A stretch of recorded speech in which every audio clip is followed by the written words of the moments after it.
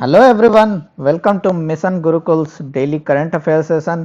Mission Gurukul के daily current affairs और MCQ practice में आपका स्वागत है। आज का हमारा जो लेक्चर होगा वो फोकस करेगा मई 31 और जून 1 के न्यूज़ पे।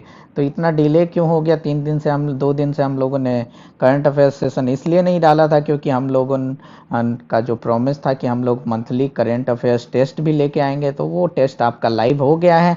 आप लोग जो करंट अफेयर्स हमारे यहाँ से पढ़ते हैं वो लोग जाके करंट अफेयर्स मंथली आप अटेम्प्ट कर सकते हैं, क्विज या फिर टेस्ट, क्योंकि उसमें 100 क्वेश्चंस हैं और आप अटेम्प्ट कीजिए और उसका आपको आंसर विथ एक्सप्लेनेशन आपको अवेलेबल कराया जाएगा हमारे टेलीग्राम ग्रुप पे। तो चलिए बिना डिले के शुरू करते हैं। हमारा सेशन आज का थोड़ा बड़ा हो जाएगा, लेकिन अब रेशनलाइज हो गया है और धीरे धीरे हम लोग डेली इसको लेके आ रहे हैं। तो चलिए शुरू करते हैं हम लोग सबसे पहले इकोनॉमी एंड डेवलपमेंटल इश्यूज के न्यूज़ से।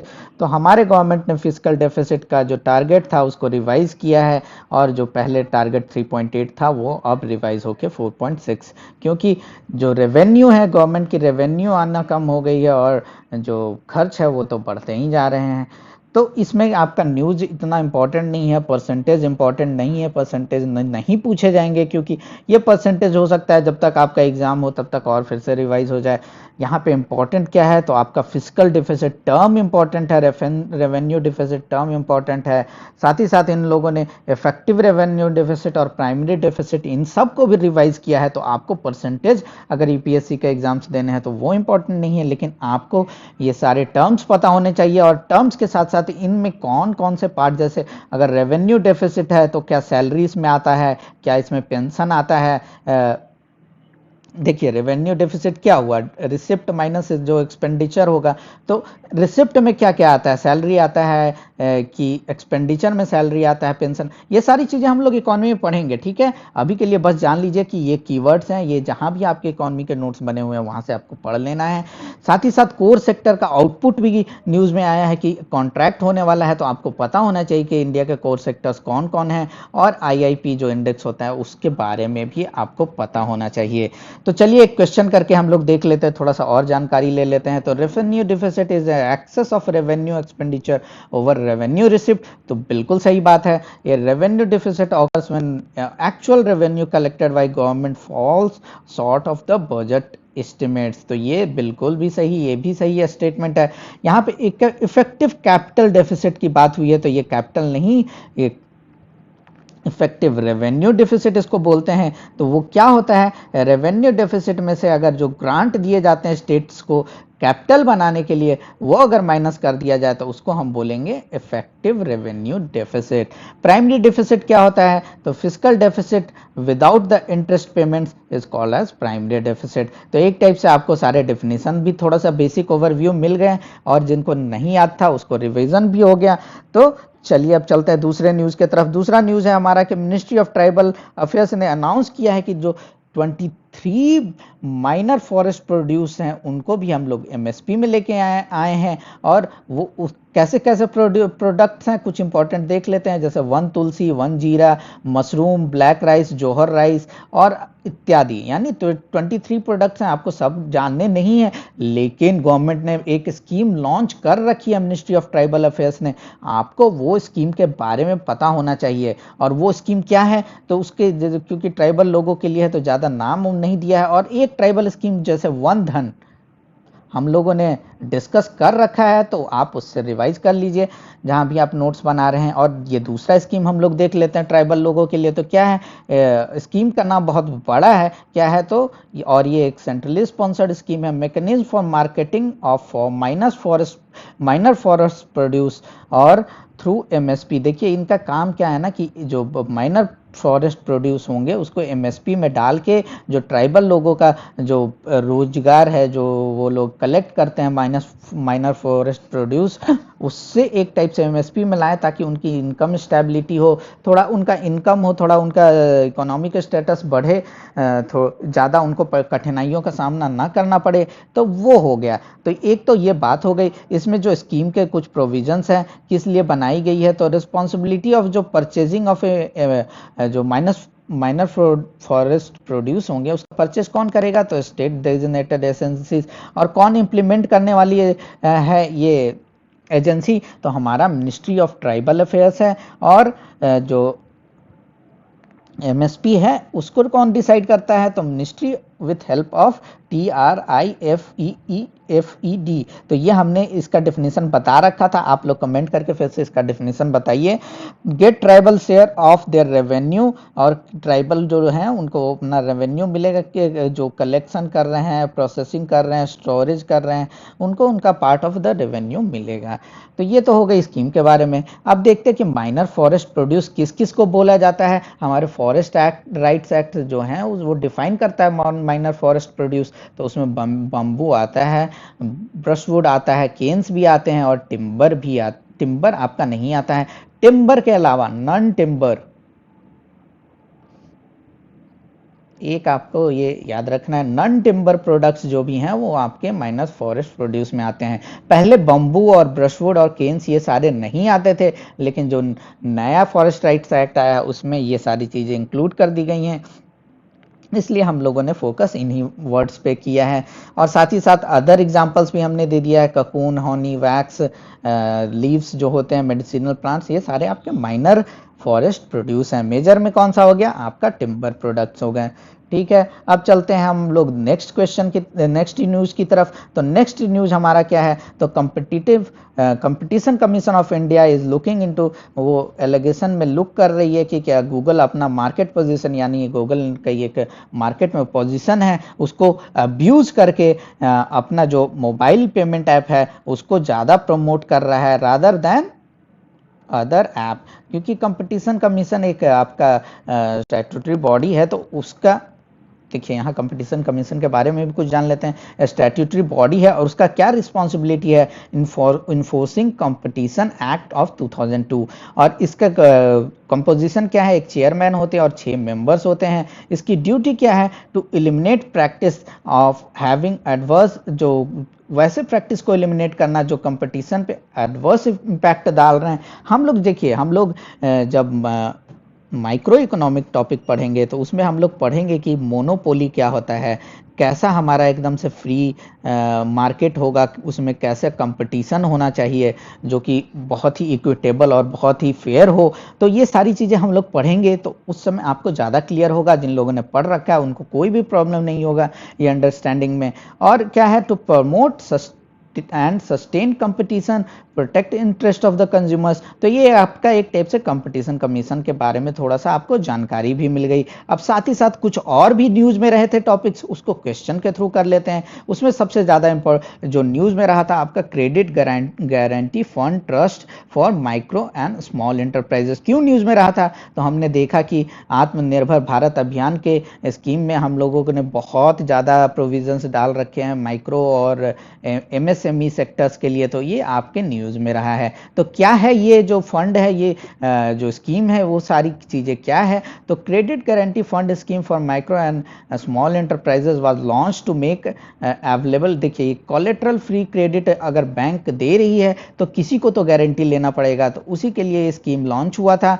तो ये आपका स्टेटमेंट सही है, हमें यहाँ इनकरेक्ट स्टेटमेंट फाइंड करना है। Both existing and new enterprises जो अभी नए बन रहे हैं, यानी जो स्टार्टअप टाइप के हैं या फिर जो पहले से एमएसएमई चलते आ रहे हैं, वो सारे एलिजिबल हैं इस स्कीम के अंदर। The ministry of MSME and RBI established a trust named CGTMSE, यानी the credit guarantee fund trust for micro and small enterprises. इसको किसने स्टैब्लिश किया, तो एमएसएमई एंड आरबीआई, यहाँ पे गलत है, यहाँ पे SIDBI सिडबी ने इसको स्टैब्लिश किया है ये ट्रस्ट का नाम, और इसका नाम ये है to implement this scheme, the credit guarantee fund scheme. और ये जो हमारा लेटेस्ट जो करंट अफेयर से रहा वो पॉइंट है कि under 3 lakh crore scheme 100% guarantee, 100% हम लोग गारंटी दे रहे हैं कवरेज प्रोवाइडेड बाय दिस जो कंपनी बनी है जो इस स्कीम को इंप्लीमेंट करेगी, to eligible MSME in form of guaranteed emergency credit line, यानी क्रेडिट की गारंटी कौन देगा? ये जो कंपनी है वो क्रेडिट की गारंटी देगी और 100% गारंटी देगी। तो ये मिनिस्ट्री कौन सी है तो वो भी हमें पता चल गया, कौन इम्प्लीमेंटिंग एजेंसी है वो भी हमें पता चल गया। साथ ही साथ हम लोग कौन कौन से एस्टेब्लिशमेंट कवर्ड हैं, माइक्रो एंड स्मॉल इंटरप्राइजेस, वो भी पता चल गए। तो इसमें यही 3-4 पॉइंट्स इंपॉर्टेंट है। थोड़ा सा कॉम्प्लिकेटेड नाम है इसीलिए कॉम्प्लिकेटेड स्कीम हो गया है, थोड़ा सा सिंपल रखते तो ज़्यादा सिंपल होता। एक चलते हैं बैंक्स बोर्ड ब्यूरो के बारे में न्यूज़ में आया है। ये बहुत ही पुराना न्यूज़ है, बहुत ही पहले बना था, लेकिन जब न्यूज़ में आ गया तो इसके बारे में भी देख लेते हैं। तो कौन कब फॉर्म हुआ था? ये 2016 में on basis of recommendations of PJ Nayak committee. तो ये बिल्कुल सही स्टेटमेंट है।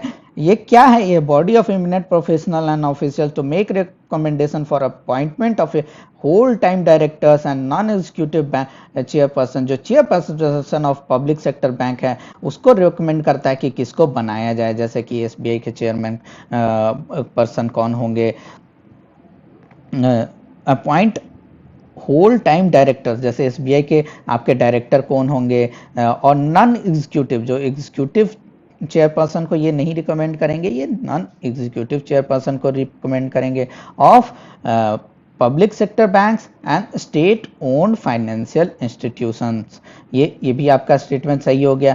It is autonomous recommendatory body. इनका काम सिर्फ रिकमेंडेशन करना है, लेकिन इनकी रिकमेंडेशन बाइंडिंग नहीं है। अल्टीमेट जो डिसीजन होता है वो मिनिस्ट्री ऑफ फाइनेंस और पीएमओ ऑफिस का होता है। तो ये भी आपका स्टेटमेंट सही है। और separate board to recommend appointment of directors of government owned insurance company. तो ये स्टेटमेंट आपका गलत है, क्योंकि जो बैंक बोर्ड्स ब्यूरो है वो आपका डायरेक्टर ऑफ इंश्योरेंस कंपनीज जो गवर्नमेंट ओन्ड है उसको भी रिकमेंड करता है। अब चलते हैं पॉलिटी के तरफ। पॉलिटी में बहुत सारा न्यूज़ रहा है। सबसे पहले न्यूज़ में तो रहा हमारा कि रविशंकर प्रसाद ने क्वेश्चन किया है सुप्रीम कोर्ट को कि जो एनजैक था, जो हमारा national judicial appointment commission act था उसको आपने अनकॉन्स्टिट्यूशनल बोल के हटा दिया।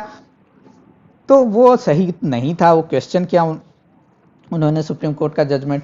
तो आपको देखिए ये एक्ट तो अबॉलिश हो गया है, तो इसके बारे में इसके डिटेल प्रोविजंस जानने की ज़रूरत नहीं है। बस आप जान लीजिए कि कौन से अमेंडमेंट से ये इंट्रोड्यूस हुआ था और कौन कौन से आर्टिकल्स को ये इम्पैक्ट कर रहा था।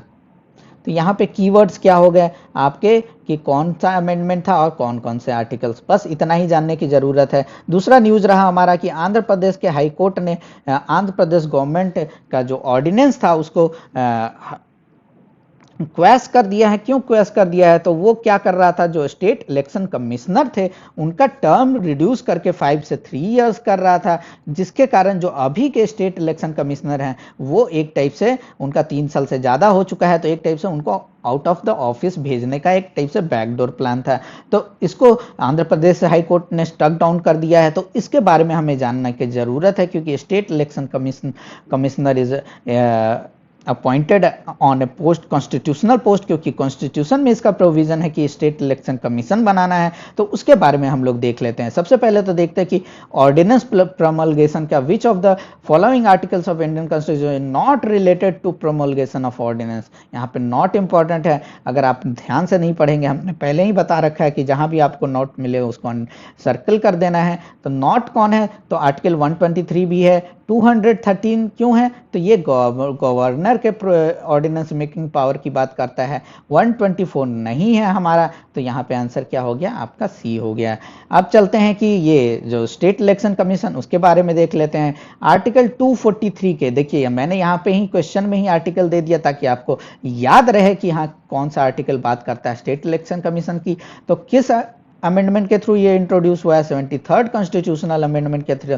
तो इसके बारे में जो करेक्ट स्टेटमेंट चूज करना है, तो आपको पता होगा जब 73rd और 74th कॉन्स्टिट्यूशनल अमेंडमेंट पढ़ेंगे तो उसमें कुछ आपके मैंडेटरी प्रोविजंस हैं और कुछ आपके वॉलेंट्री या फिर नॉन मैंडेटरी प्रोविजंस हैं। तो क्या constitution of state election commission is a mandatory provisions under 73rd constitutional amendment act? तो हाँ बिल्कुल सही, constitution of state election commission is mandatory. और जो स्टेट इलेक्शन कमिश्नर है उसको कौन अपॉइंट करता है? तो गवर्नर अपॉइंट करता है। और उसको रिमूव ऐसे ही नहीं किया जा सकता है कि आपने पॉइंट किया और आपने रिमूव कर दिया on your whims and fancies. उसको रिमूव करने के लिए जो प्रोसेस और जो मैनर वो एस्टैब्लिश्ड है, जैसे कि आप हाई कोर्ट के जज को जैसे जिस ग्राउंड्स और जिस प्रोसेस के थ्रू रिमूव करेंगे उसी के थ्रू आपको स्टेट इलेक्शन कमिश्नर को रिमूव करना होगा। तो ये भी आपका थर्ड स्टेटमेंट भी सही है। तो यहां से आपको पता चलता है कि all of the above answer है।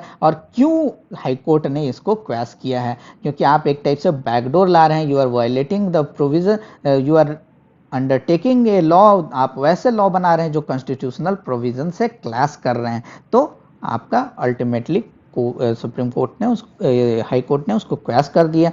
अब चलते हैं दूसरे न्यूज की तरफ। तो lawyers have challenge the supreme court, lawyers जो हैं वो सुप्रीम कोर्ट पहुंच गए, किसके अगेंस्ट में, to make Hindi official language in court of, Hindi को official language of in court of Haryana बना दिया गया। तो जो लॉयर्स थे वहां के जिनको हिंदी नहीं आता था वो सुप्रीम कोर्ट तक पहुंच गए हैं कि ये कैसे बना दिया कि ये भी आपका एक्स्ट्रा वायरस है, मतलब एक्स्ट्रा कॉन्स्टिट्यूशनल है, अनकॉन्स्टिट्यूशनल प्रोविजन है, जो लॉ है वो कॉन्स्टिट्यूशन के प्रोविजन से क्लैश करता है, तो इसको एक टाइप से रद्द कर दिया जाए ये लॉ को। तो इसमें क्या इंपॉर्टेंट चीज़ें आपको ध्यान देने वाली बात है कि ये आपका स्टेट अगर हरियाणा है तो हरियाणा ये आपका पीएससी एग्जाम्स में भले ही पूछा जा सकता है कि कौन से स्टेट ने ऐसा काम किया है, लेकिन आपका कभी यूपीएससी बेस्ड एग्जाम में नहीं आएगा। लेकिन जो लैंग्वेज और ऑफिशियल लैंग्वेज से रिलेटेड जो कॉन्स्टिट्यूशनल प्रोविजन है वो बहुत ज़्यादा इंपॉर्टेंट हो जाते हैं। तो कौन कौन से हैं, एक तो सबसे पहले special officer of linguistic minorities, इसका कॉन्स्टिट्यूशनल प्रोविजन है वो आपको पढ़ लेना है, लक्ष्मीकांत उठाना है आपको पढ़ लेना है। शेड्यूल 8 जो लैंग्वेजेस की बात करता है आपको उसमें 22 लैंग्वेजेस हैं वो सारे देख लेने हैं, और साथ ही साथ कौन कौन से अमेंडमेंट, खास करके 92nd अमेंडमेंट और लेटेस्ट जो लैंग्वेजेस ऐड हुए हैं शेड्यूल्ड लैंग्वेजेस वो कौन कौन से हैं वो पता होने चाहिए, क्योंकि इस पे क्वेश्चंस एक बार दो बार नहीं बहुत बार पूछे जा चुके हैं। और साथ ही साथ एक ऑफिशियल लैंग्वेज कौन है वो भी आपको पढ़ लेना है। ऑफिशियल लैंग्वेज के साथ साथ एक क्लासिकल लैंग्वेज भी एक टर्म है जिसके बारे में भी आपका लक्ष्मीकांत में दिया हुआ है, उसको भी आपको पढ़ लेना है। ठीक है, ये सारी चीज़ें आपको पढ़ लेनी है, क्योंकि ये इतना टाइम नहीं होता करंट अफेयर सेशन में कि हम लोग डिस्कस करें। तो हम लोग कुछ क्वेश्चन कर लेते हैं इस पे, एक दो क्वेश्चन, जिससे कि कुछ आइडिया मिल जाए। बाकी तो आपको ये सारे 4-5 पॉइंट हैं, ये तो एक फुल लेक्चर का टॉपिक है, ये कभी जब हम लोग पॉलिटी में आएंगे तो ये सब पढ़ेंगे ही। तो चलते हैं अब जो प्रोविजंस है। तो आर्टिकल 348 क्या बात करता है, तो all proceedings of supreme court and in every high court shall be in English language until parliament by law otherwise provides. तो इंग्लिश में होंगे अंटिल, जब तक पार्लियामेंट आपका लॉ नहीं बनाता है, यानी स्टेट को पावर नहीं है अपने हिसाब से लॉ बनाने का। उसके अलावा फिर उन्होंने क्या बोला कि गवर्नर ऑफ द स्टेट में with previous consent of the president, देख रहे हैं यहाँ पे बोल रहा है कि governor with previous consent of the president में authorise the use of Hindi language और अदर लैंग्वेज। अगर गवर्नर को पहले ऑथराइजेशन लेना पड़ेगा प्रेसिडेंट से, तभी आप हिंदी या फिर अदर लैंग्वेज ला सकते हैं। यहाँ पे क्वेश्चन बहुत बार पूछा जा चुका है स्पेशली पीसीएस एग्जाम्स में कि कौन कौन से स्टेट्स हैं जहाँ पे हिंदी लैंग्वेजेस हैं जो कि ऑफिशियल लैंग्वेज ऑफ कोर्ट है, तो वो आप कमेंट करके बताइए। अब चलते हैं इसमें, यहाँ पे बोथ हो गया क्योंकि दोनों स्टेटमेंट सही था। Which article of Indian constitution provides that every state shall endeavour to provide adequate, देखिए ये हमने, देखिए ये सारी चीज़ें तो हमने बोल दी कि पढ़ लीजिए, लेकिन कुछ एक आध प्रोविजंस और भी लैंग्वेज से रह जाती है, तो वो कौन सा प्रोविजन है, तो कौन सा आर्टिकल बात करता है कि constitution shall endeavour to provide adequate facility of instruction in mother tongue at primary level of education. ठीक है, ये एडुकेशन से रिलेटेड आपका लैंग्वेज का है प्रोविजन। तो ये ऑब्वियसली हमारा जितना भी एडुकेशन से रिलेटेड है वो कॉन्स्टिट्यूशनल अमेंडमेंट से ऐड हुआ है, तो आपको देख के ही मार देना चाहिए था कि हाँ, इसमें अगर आपको नहीं भी पता है तो आप दिमाग लगाइए थोड़ा बहुत से इधर उधर से, और एक एजुकेटेड गेस मार सकते हैं कि कॉन्स्टिट्यूशन में ओरिजिनली एजुकेशन से रिलेटेड बहुत ज़्यादा प्रोविजंस नहीं थे, तो ये ऑब्वियसली आपका अमेंडमेंट के थ्रू ही ऐड हुआ होगा। तो ये आपका कौन सा आर्टिकल है, 350A। ये आपको ये भी बताना है, ये 7th अमेंडमेंट से ऐड हुआ है, तो आप जब भी वैसे आर्टिकल पढ़ें जिसमें ए या बी या सी लगा हुआ है, यानी अमेंडमेंट से ऐड हुआ है, तो आपको उसके बारे में पढ़ लेना है कि कौन से कॉन्स्टिट्यूशनल अमेंडमेंट एक्ट से ये ऐड हुआ है वो भी। ठीक है, अब चलते हैं दूसरे न्यूज़ की तरफ। तो हमारे पीएमओ प्रधानमंत्री ऑफिस ने मना कर दिया है उन्होंने आरटीआई बताने के लिए कि कितना पैसा हमारे पीएम केयर्स फंड में आया है। उन्होंने बोला कि हमारे पीएम केयर्स फंड जो है वो एक पब्लिक अथॉरिटी नहीं है, तो हम इसके बारे में कोई भी इंफॉर्मेशन देने के लिए बाध्य नहीं है, इसलिए हम इंफॉर्मेशन नहीं देंगे। तो यहाँ पे दो चीज़ें इंपॉर्टेंट आ जाती है, एक तो हमारा कि पब्लिक अथॉरिटी, तो कौन कौन सी चीज़ें पब्लिक अथॉरिटी होती है वो हम देखेंगे। पीएम केयर फंड क्या है वो देख लेंगे, और साथ ही साथ और कौन कौन से फंड हैं जो कि हमारे कॉन्स्टिट्यूशन में बात की गई है, और साथ ही साथ राइट टू इंफॉर्मेशन एक्ट के कौन से प्रोविजन के अंदर इन्होंने बोला कि पब्लिक अथॉरिटी नहीं है, क्योंकि ऐसे क्वेश्चन भी आते हैं यूपीएससी में। तो पीएम केयर्स फंड के बारे में सबसे पहले देखते हैं। तो वो क्रिएट हुआ था 28 मार्च 2020। इसका क्या ऑब्जेक्टिव है? टू फाइट इमरजेंसी और distress situation like covid and, और ये क्या है? एक पब्लिक चैरिटेबल ट्रस्ट है। इसके ट्रस्टीज कौन कौन से हैं? सारे 4 एक्स ऑफिसियो मेंबर हैं, यानी ऑफिस होल्ड करने के कारण ही वो मेंबर बन जाते हैं। कौन? तो प्रधानमंत्री होंगे जो आपके चेयरमैन होंगे, साथ ही साथ minister of defence, minister of home affairs and minister of finance जो हैं वो आपके ट्रस्टी हैं इस फंड के।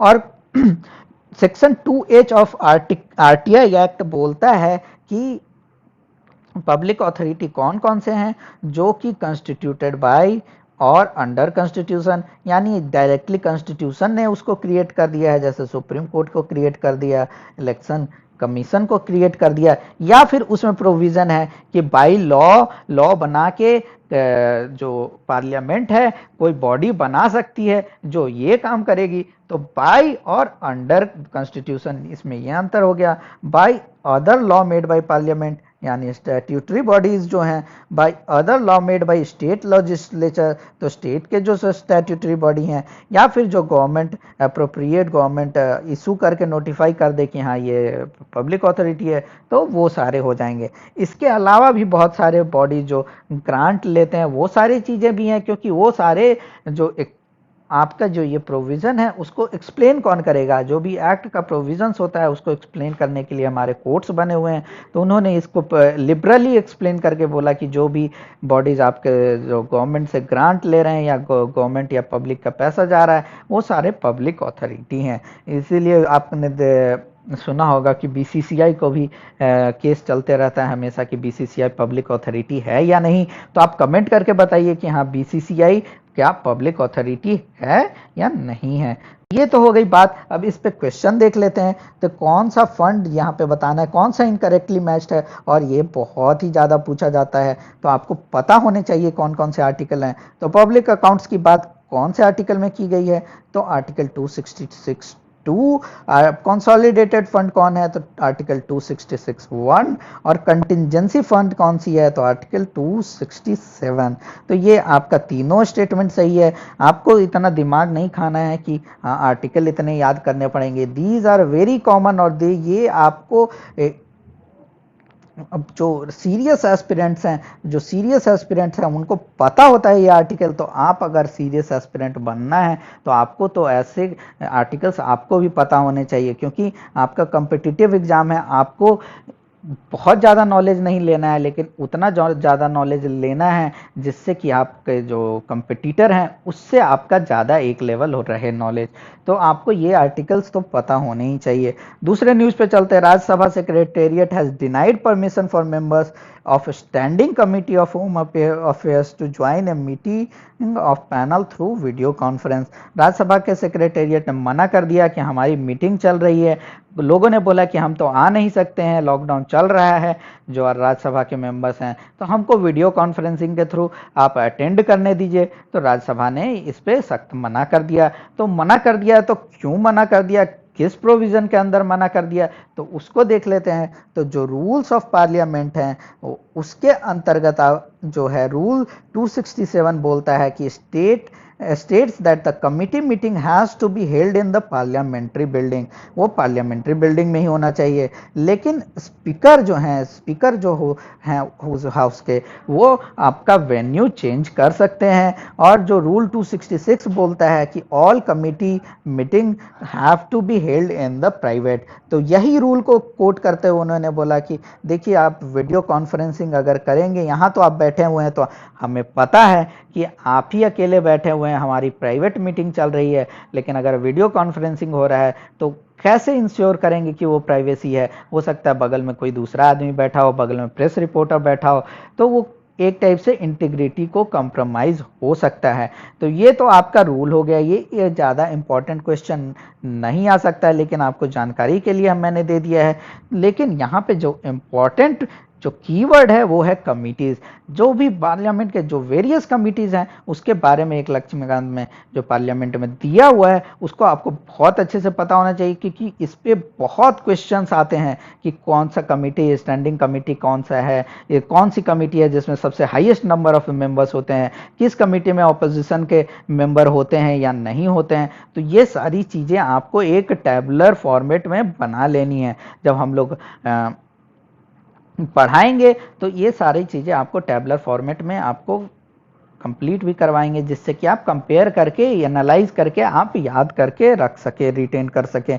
अब चलते हैं हम लोग साइंस के तरफ। साइंस में क्या हुआ है, तो यूके हैज़ अप्रोच्ड यूएस, उनका जो यूएस का जो स्केप्टिसिज्म चल रहा है उसमें यूके ने ज्वाइन किया, बोला कि जो हुआई जो कंपनी है, जो चाइनीज़ कंपनी है जो कि 5G टेक्नोलॉजी लेके आ रही है और थ्रू आउट द वर्ल्ड, उस पर हमें भरोसा नहीं है कि हमारा डेटा वो किस तरह से हैंडल करेंगे, क्या है उसका मिसयूज़ करेंगे, कितना चाइनीज़ गवर्नमेंट को प्रोवाइड करेंगे। तो हमें क्या करना चाहिए कि जो 10 जो बड़े देश हैं उसका, जो 10 डेमोक्रेटिक कंट्रीज़ हैं उनका एक यूनियन बना के हमें एक टाइप से इसको अपोज करना है या फिर अल्टरनेट इसका मैकेनिज्म निकालना है।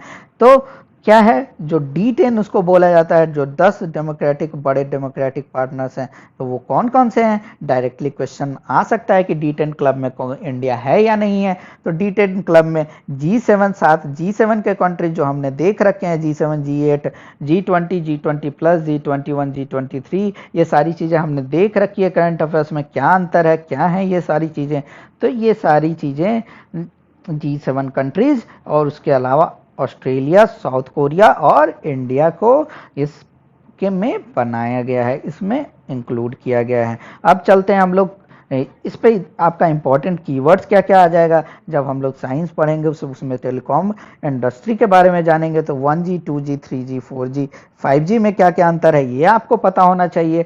साथ ही साथ उसमें जो टर्म्स आते हैं जैसे GPRS आया, HSCDS आया, एज आया, CDMA आया, LTE आया, ये सारे के आपको बेसिक मीनिंग पता होना चाहिए और इसके एब्रीविएशंस आपको पता होने चाहिए। That is very important. अब चलते हैं साइंस, ये क्योंकि बड़ा टॉपिक है तो ये हम लोग अलग से कवर करेंगे, हमारे साइंस के लेक्चर्स में कवर करेंगे। यहाँ पे डिस्कस करने लगेंगे तो एक तो लेक्चर खुद से बड़ा है और भी बड़ा हो जाएगा। एंड ICMR ने बोला है, स्टेट्स को एडवाइस किया है कि सीरो सर्वे कीजिए to measure corona virus exposure in population using this test. तो यहाँ पे देखिए कौन कौन से कीवर्ड्स निकाले हमने। ICMR निकाला, सीरो सर्वे निकाला, IgG निकाला, इलिसा पढ़ा हमने। तो यहाँ पे हमने ये डिस्कस कर रखा है, ये डिस्कस कर रखा है, इलिसा भी डिस्कस कर रखा है। हमारा बचा IgG, ये हमारा जो इम्यूनोग्लोबुलिन जी है उसके बारे में हमने नहीं पढ़ रखा है, तो इसको हम लोग क्वेश्चन करके और फिर उसके बाद एक कंपैरेटिव एनालिसिस करके पढ़ लेते हैं। तो choose the incorrect statement regarding IgG। तो immunoglobulin G is antibody in our body that produces, our body produces, और immunoglobulin M and immunoglobulin G antibodies क्या करते हैं, तो वो फाइट अगेंस्ट पैथोजन। ठीक है, तो ये आपका स्टेटमेंट सही है, ये एक टाइप का एंटीबॉडी है, और M और G टाइप के जो हैं इम्यूनोग्लोबुलिन वो क्या करते हैं, फाइट अगेंस्ट पैथोजन। और IgM antibodies are produce within 4 to 7 days आपका पैथोजन यानी बैक्टीरिया से आपका इन्फेक्शन हुआ, उसके 4 से 7 दिन में ये एंटीबॉडीज प्रोड्यूस होने लगेंगे। और जो आईजीजी है वो थोड़ा ज़्यादा टाइम लगाते हैं और वो 10 से 14 दिन लगाते हैं प्रोड्यूस होने में। तो जब भी टेस्ट करते हैं हम लोग, तो अगर किसी के बॉडी में अगर फाइंड कर लिया 14 दिन के बाद कि हाँ ये इम्यूनोग्लोबुलिन जी आपका एंटीबॉडी प्रेजेंट है, और क्योंकि सारे एंटीबॉडी डिफरेंट होते हैं, अगर चिकन पॉक्स से फाइट करना है तो उसका एंटीबॉडी डिफरेंट होगा, अगर हमारा मलेरिया से फाइट करना है या फिर कोई दूसरा वायरस है उससे फाइट करना है तो उसका एंटीबॉडी डिफरेंट होगा। तो अगर हम लोग एंटीबॉडी को आइडेंटिफाई कर लेते हैं कि हाँ इसके शरीर में एंटीबॉडीज हैं बने हुए, तो इसका मतलब है कि अगर आपका कोरोना वायरस से फाइट करने वाला एंटीबॉडी आपके शरीर में बना हुआ है, यानी आपको कोरोना वायरस किसी स्टेज में हुआ है। तो इससे हमें पता क्या चलेगा कि कितना पॉपुलेशन जो है हमारा एक्सपोज हो चुका है कोरोना वायरस से। तो ये एक इसमें गलत स्टेटमेंट कौन सा है, तो आईजीजी एंटीबॉडीज इज डिटेक्टेड, तो इससे कंक्लूड नहीं किया जा सकता, तो ये गलत है। इससे हम कंक्लूड कर सकते हैं कि person was expose to this virus. अब चलते हैं इलीसा के बारे में भी, जो हमने पहले से क्वेश्चन कर रखा है, तो उसमें कुछ 1-2 फैक्ट्स एडिशनल देख लेते हैं। तो ELISA based test and point of care test are not used for confirming कोविड-19 infection, they are only used for surveillance purposes. तो ये आपका बिल्कुल सही है। और साथ ही साथ जो आपका टेस्ट करने के लिए जो किट्स यूज होते हैं वो RT-PCR टाइप के टेस्ट किट्स होते हैं। साथ ही साथ RT करके हमने एक और बता रखा है, वो आप कमेंट करके बताइए कि कौन सा हमने बताया। तो इसका आंसर क्या हो गया, बोथ हो गया। इसका आंसर क्या हो गया, डी हो गया। अब देख लेते हैं आईजीजी, आईजीए, आईजीएम, आईजीई और आईजीडी में क्या अंतर है। तो आईजीए क्या है, वो कहाँ मिलता है, तो respiratory tract, digestive system, saliva, tears, breast milk, ये इम्यूनोग्लोबुलिन यहाँ मिलते हैं। और जो जी टाइप के होते हैं वो आपके ब्लड और मेनली ब्लॉडली फ्लूइड्स में मिलते हैं, और ये सबसे ज़्यादा कॉमन है। और ये टाइम लेते हैं फॉर्मेशन में, हमने देखा कि 7 से 14 दिन लेते हैं, और ये मेनली वायरस और बैक्टीरिया के अगेंस्ट फाइट करते हैं। जी और एम में हमने क्या देखा, ये भी ब्लड और लिम्फ फ्लूइड्स में मिलते हैं, लेकिन ये सबसे पहले शरीर बनाती है फाइट करने के लिए अगर कोई भी पैथोजन आ जाता है आपके शरीर में। तो आईजीई क्या है, तो आईजीई क्या है, small body small amount in blood higher when, ये क्या है, जब आपको एलर्जी से फाइट करना हो तब जाके ये आपका बनाता है शरीर। और आईजीडी क्या है, लीस्ट अंडरस्टूड है, ये आपका सबसे कम अंडरस्टूड है, and only small amount in the body ये पाया जाता है। ठीक है, ये आपका एक टाइप से बेसिक आपका रीजनिंग हो गया। अब चलते हैं हम लोग क्वेश्चन कर लेते हैं, 1-2 क्वेश्चन करके हम लोग जो बाकी जो बचे चीज़ें हैं उसको देख लेते हैं। जैसे एक न्यूज़ में रहा है हमारा कि जो very large telescope has captured birth of new planet in, एक स्टार सिस्टम में न्यू प्लैनेट का बर्थ हो रहा है उसको कैप्चर किया है। तो ये देख लेते हैं सबसे पहले कि ये है क्या वेरी लार्ज टेलीस्कोप। तो ये आपका अटाकामा डेजर्ट चिली में लोकेटेड है। ये एक टाइप से 4 टेलीस्कोप्स हैं, और उसी को चारों टेलीस्कोप से जो इमेजेस आते हैं उसको मर्ज करके एक टाइप से बहुत ही मैग्नीफाइड और बहुत ही हाई क्वालिटी रेजोल्यूशन वाले इमेज बनते हैं। तो वीएलटी ऑपरेट कौन करता है, ये इंफ्रारेड वेवलेंथ पे ऑपरेट करता है। तो यहाँ इनकरेक्ट स्टेटमेंट फाइंड करना था, तो ये नन ऑफ द अबव हो गया हमारा। अब चलते हैं दूसरा, जो department of science and technology operating under ministry of science and technology launched ए, देखिए यहाँ पे एक और न्यूज में रहा था नेशनल सुपर मॉडल। ठीक है, तो ये किस चीज से रिलेटेड है, ये इंटीग्रेट करता है मैथमेटिकल और स्टैटिस्टिकल फोरकास्टिंग, और किस चीज़ को प्रिडिक्ट करेगा। तो ये, तो यहाँ पे आप कमेंट करके बताइए, मैं आपको थोड़ी देर का टाइम देता हूँ, एक टॉपिक डिस्कस कर लेते हैं, फिर उसके बाद इस पे आते हैं। आपका international relation, labour laws and social security in India में नेशनल कैरियर सर्विस, जो बहुत पुरानी न्यूज़ है, उसको फिर से लाया गया है। क्यों लाया गया है, तो नाउ स्टार्टेड, ये आपका online free career skill training courses start किया है। जो जिनको जॉब चाहिए होता है वो इस पे रजिस्टर करते हैं, जो जॉब देने वाले हैं वो भी इस पे रजिस्टर करते हैं। तो एक टाइप से नेशनल कैरियर सर्विस पोर्टल है, और ये अब आपको कैरियर स्किल प्रोड्यूस कर देगा जो जो अनएम्प्लॉयड लोग हैं, ताकि उनको ईजिली जॉब लेने में आसानी हो। तो कौन से मिनिस्ट्री के अंदर है, क्योंकि ये मिनिस्ट्री ऑफ लेबर का इनिशिएटिव है, और आप देखिएगा कि इसका इंटीग्रेशन बहुत जगह है, यानी ईपीएफओ के पोर्टल से भी इसका इंटीग्रेशन है। ईपीएफओ में जो एम्प्लॉयर्स हैं वो डायरेक्टली अपने पोर्टल पे ही उनके लिंक होता है कि डायरेक्टली एनसीएस पे जाके रजिस्टर कर सकें। तो एक टाइप से ये क्योंकि ये लेबर से रिलेटेड और मिनिस्ट्री ऑफ लेबर से जो भी आपका रिलेटेड है वो ईपीएफओ एग्जाम के लिए बहुत इंपॉर्टेंट हो जाता है, इसलिए हमने इस पे एक क्वेश्चन भी दे दिया है। ऐसा सिंपल सा क्वेश्चन है लेकिन हमने दे दिया। अब क्वेश्चन जो था उसमें आपका आंसर मैं बता दूं इसका कि नेशनल सुपर मॉडल किस चीज से रिलेटेड है, तो ये possible impacts of the spread of disease के से रिलेटेड है। स्टैटिस्टिकल मॉडल से हम लोग एनालाइज करेंगे, प्रिडिक्ट करेंगे कि जो कोई भी डिजीज है उसका कैसे स्प्रेड हो सकता है। अब चलते हैं करंट अफेयर्स से रिलेटेड न्यूज में। तो Kerala government has issued guideline on covid data collection process. This is the यहाँ पे एक स्प्रिंकलर कंट्रोवर्सी के नज़र में आई है। तो क्या है स्प्रिंकलर कंट्रोवर्सी, उसके बारे में हम लोग जान लेते हैं। तो गवर्नमेंट ने यूएस बेस्ड एक डाटा एनालिस्टिक फर्म को एनालिस्ट किया था, उसका नाम था क्या, स्प्रिंकलर। उसने हमारे गवर्नमेंट ने तो इनलिस्ट कर लिया कि हेल्थ का जो डेटा है उसको क्रंच करके आप बताइए कि कैसा पेंडेमिक का ट्रेंड है, केरला क्या क्या कर रहा है, जिससे कि मतलब एक टाइप से डेटा एनालिसिस कीजिए ये फर्म को।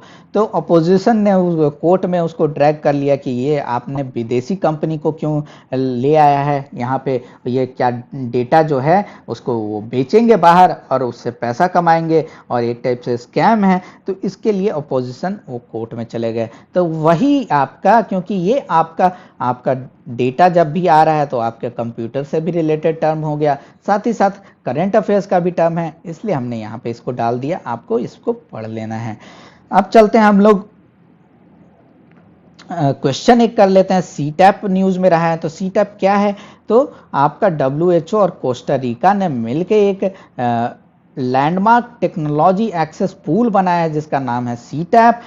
सी हो गया आपका कोविड-19 टेक्नोलॉजी एक्सेस पूल, तो टैप हो गया। इसमें 30 कंट्रीज ऑलरेडी लिस्ट कर लिए हैं। और क्या करेगा ये initiative, aimed at making vaccine, जो टेस्ट और ट्रीटमेंट ये है इसका इजीली शेयरेबल हो जा सके और एक्सेसिबल हो सके सब लोगों के लिए। तो एक टाइप से ये एक सीटैप पूल है, ठीक है। तो इसका आंसर क्या हो गया, ऑल ऑफ द अबव हो गया। अब चलते हैं G7 और आर्टिफिशियल इंटेलिजेंस से रिलेटेड न्यूज में। तो यूएस है joint G7 artificial intelligence group.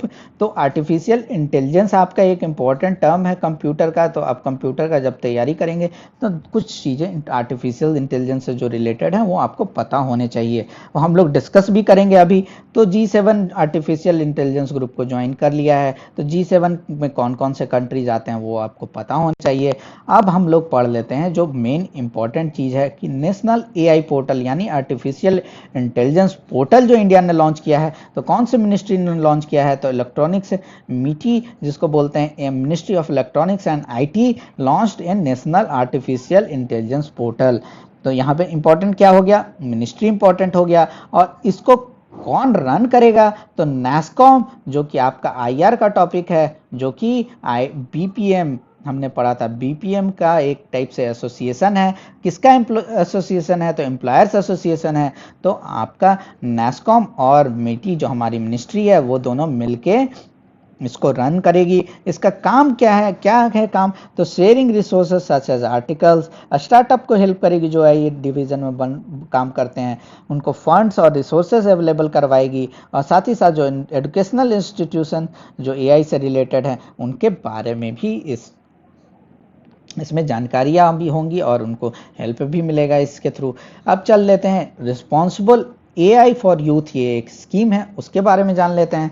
तो ये किस मिनिस्ट्री, तो मिनिस्ट्री ऑफ मिटी ने लॉन्च किया है।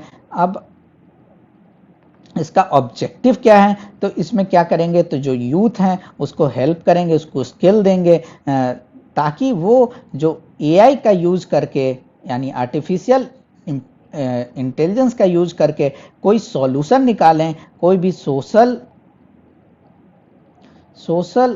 इश्यूज का सॉल्यूशन निकालिए। सोशल इश्यूज बहुत तरीके के हो सकते हैं, हो सकता है कि आपका कास्टिज्म का या फिर कास्ट बेस्ड डिस्क्रिमिनेशन हो रहा है, तो कोई ऐसा ऐप किसी ने निकाल दिया जो उसका सॉल्यूशन प्रोवाइड कर रहा है। तो जो सोशल जो इश्यूज हैं उसके सॉल्यूशन निकालेंगे। वो कौन निकालेंगे, जो यूथ को ऐसा स्किल दिया जाएगा और उनसे बोला जाएगा कि आप प्रोग्राम डेवलप कीजिए। और programme has been created by, जो कौन कौन से मिल के इसको क्रिएट किए हैं, तो national e governance division of मीटी, उसके अलावा आपका जो मिनिस्ट्री ऑफ एचआरडी का कौन सा डिपार्टमेंट है, तो स्कूल एजुकेशन एंड लिटरेसी, इन दोनों ने मिलके ये प्रोग्राम क्रिएट किया है। तो इसका आंसर ये होगा। डिटेल क्या है, तो इसमें 8 से 12 साल के बच्चों को सिलेक्ट करेंगे जो सेंट्रल और स्टेट गवर्नमेंट में पढ़ते हैं, और उनको ट्रेनिंग पहले देंगे और उसके बाद बोलेंगे कि 60 सेकंड का वीडियो बनाइए जिसमें आप कोई सॉल्यूशन बताइए कि हाँ हम ऐसे आर्टिफिशियल इंटेलिजेंस का यूज़ करके इस प्रॉब्लम का सॉल्यूशन निकालेंगे। और उसके बाद उनका सिलेक्शन होगा और वो जो टॉप 100 जो आइडियाज़ होंगे उनको सेमिनार करवाएंगे, उनको ट्रेनिंग देंगे और बोलेंगे कि आप एक टाइप से अपना प्रोजेक्ट बनाइए। तो ये आपका इम्पॉर्टेंट न्यूज़ है। क्यों इंपॉर्टेंट न्यूज़ है, क्योंकि रिस्पॉन्सिबल एआई फॉर यूथ आपका कंप्यूटर से भी रिलेटेड न्यूज़ है और साथ ही साथ स्कीम है, तो आपका माइक्रो टॉपिक भी है। अब चलते हैं हम लोग बोनस फैक्ट्स की ओर। आज का हमारा सेशन बहुत लंबा हो गया, लेकिन क्योंकि आपका 3 दिन का एक साथ आ रहा है, क्योंकि हम लोग बिजी थे आपके टेस्ट डेवलप करने में, तो उसके लिए आप टेस्ट अटेम्प्ट कीजिए, तभी वो जो बिजी हम लोग रहें और इतना मेहनत करके जो टेस्ट बना है, अगर आप उसको अटेम्प्ट नहीं करिएगा तो वो सारा जाया जाएगा। और साथ ही साथ जब तक आप क्वेश्चन सॉल्व नहीं करिएगा तब तक आपको ये नहीं पता चलेगा कि हाँ जो मेरा अप्रोच है, जो हम पढ़ रहे हैं जिस तरीके से, वो सही है कि नहीं, क्योंकि अल्टीमेटली तो आपको क्वेश्चन सॉल्व करके ही मार्क्स लाने हैं। अब चलते हैं वन लाइनर चलते हैं। तो रोजगार सेतु कौन से स्टेट से रिलेटेड है, तो मध्य प्रदेश, और ये स्किल्ड वर्कर्स को जो रोजगार देने से रिलेटेड है। अग्निप्रस्थ क्या है, तो एक टाइप से मिसाइल पार्क है। कहाँ बनेगा, तो आईएनएस कलिंगा में बनेगा। तो ये आईएनएस हमारे मतलब जो आप डिफेंस में पढ़िएगा तो जो कैरियर्स होते हैं तो आईएनएस कलिंगा क्या है, उसमें अगर आप डिफेंस के एग्जाम देने वाले हैं तो आईएनएस कलिंगा के बारे में आप सर्च कर लीजिए। महेश नवमी क्या है, तो लॉर्ड शिवा से रिलेटेड एक फेस्टिवल है जिसको महेश्वरी कम्युनिटी ऑफ राजस्थान मनाती है। आरबीआई ने अनाउंस किया है कि वो डिसकंटिन्यू करेगा 7.7% ऑफ टैक्सेबल बॉन्ड्स जो होते हैं, टैक्सेबल बॉन्ड्स यानी इसमें टैक्स सेविंग नहीं है, वो सारे बॉन्ड्स को वो डिसकंटिन्यू करेगा, जिसमें 7 ईयर का लॉक इन पीरियड होता है।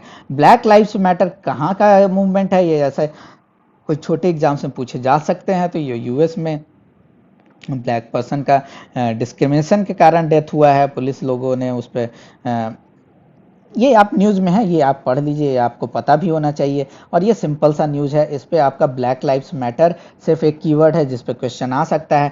माई लाइफ माई योगा एक कॉन्टेस्ट है जिसको हम लोग जीवन योगा कॉन्टेस्ट भी बोलेंगे। तो इसको किसने लॉन्च किया है, तो मिनिस्ट्री ऑफ आयुष ने। और ये क्या है, एक वीडियो ब्लॉगिंग कॉन्टेस्ट है। मिनिस्ट्री ऑफ आयुष ने किसके साथ मिलकर ये लॉन्च किया है, तो Indian council of cultural relation. World no tobacco day कब मनाया जाता है, मई 31 को, और इसका थीम क्या रहा, तो tobacco and related industries tactics to attract young generation. क्या क्या टैक्टिक्स यूज करते हैं टोबैको इंडस्ट्री, और उसको डिबंक करना, उस मिथ को सॉल्व करना। जैसे कि मूवी में दिखाते हैं हीरो हमेशा सिगरेट पीते होते रहता है, और तो ये एक टाइप से मिथ है, ये एक टाइप से टैक्टिक्स यूज करते हैं कि अगर आप भी सिगरेट पीजिएगा तो आप कूल दिखिएगा। तो क्या ये सारे मिथ को डिबंक करेंगे, और इसको कौन मना रहा है, WHO with their global partners. आपका जो न्यूज़ में एक भी रहा कि जो आपका सबसे क्लोजेस्ट, यहाँ पे 2 चीज़ें इंपॉर्टेंट है। प्रॉक्सिमा सेंचुरी जो है वो आपका क्लोजेस्ट स्टार है अपार्ट फ्रॉम द सन। तो प्रॉक्सिमा सेंचुरी में एक अर्थ लाइक प्लैनेट मिला है, उसके जिसका नाम रखा गया है प्रॉक्सिमा बी। तो ये गोल्डीलॉक्स जोन हम लोग पढ़ चुके हैं, उससे रिलेटेड इस पर क्वेश्चन आ सकता है। वर्ल्ड मिल्क डे जून 1 को मनाया जाता है, और AO division food and agriculture division बनाती है। तो ये आपका क्या है, इसका थीम क्या रहा, तो 20th anniversary of world milk day. Assam के चीफ मिनिस्टर हैं, उन्होंने क्या किया, तो उन्होंने यूनियन पेट्रोलियम मिनिस्टर से बात की। किस रिलेशन में बात की, तो गैस एक्सप्लोजन जो हुआ है, जो तिनसुकिया डिस्ट्रिक्ट है, तिनसुकिया डिस्ट्रिक्ट आपको पता होना चाहिए कि कहाँ है। तो अगर ये एक टाइप से गैस एक्सप्लोजन में बहुत ही न्यूज़ बेस्ड अगर क्वेश्चन आ जाता है तो पूछा जा सकता है, हालांकि ये सारे बहुत ही ज़्यादा इंपॉर्टेंट नहीं हैं। अब चलते हैं, सिविल सर्विसेज का आप प्रिपरेशन कर रहे हैं तो उससे रिलेटेड न्यूज। तो चाइना ने ऑब्जेक्ट किया है थर्ड मिसाइल जो यूएस ने साउथ कोरिया में लगा रखा है, वो मिसाइल डिफेंस सिस्टम जो है वो लगा रखा है, तो वो उसके अगेंस्ट में। तो थर्ड के बारे में जान लेते हैं। तो थर्ड क्या है, एक transportable ground based missile defence system. तो मिसाइल डिफेंस सिस्टम दो टाइप का होता है, एक तो कि मिसाइल अगर आपके क्लोज पहुंच गया उसके बाद इसको डिसेबल कर रहे हैं वो, या फिर ऊपर ही ऊपर जो मिसाइल है, यानी जो ऊपर जो आपका 50 किलोमीटर्स या कुछ से उससे ऊपर जो मिसाइल है उसको डिसेबल कर रहे हैं। तो थर्ड क्या है, terminal high altitude area defence.